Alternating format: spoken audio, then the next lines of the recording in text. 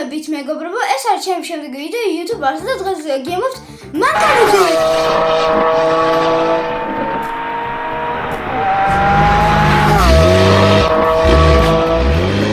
დღეს გემოვთ 5 ქვეყანაზე, სადაც მანქანების წარმოება დაიწყო და განვითარდა.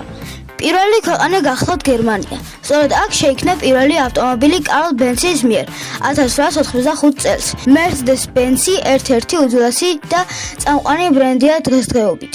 გერმანია ასევე არის BMW-ს სამშობლო. კომპანიამ ფუნქციონირება 1916 წელს დაიწყო. ამერიკის შეერთებული შტატები.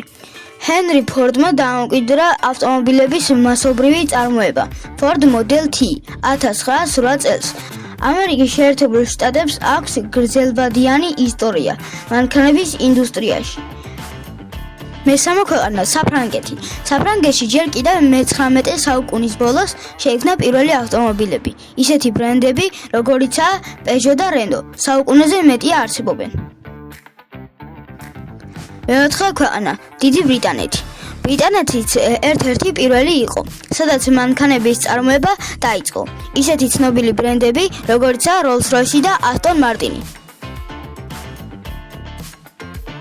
მეხუთე ქვეყანა იაპონია. იაპონია ოდნავ გვიან შემოუერთდა ინდუსტრიას, მაგრამ სწრაფად დაიპყრო მსოფლიო ბაზარი ბრენდებით, როგორიცაა Toyota, Honda და Nissan.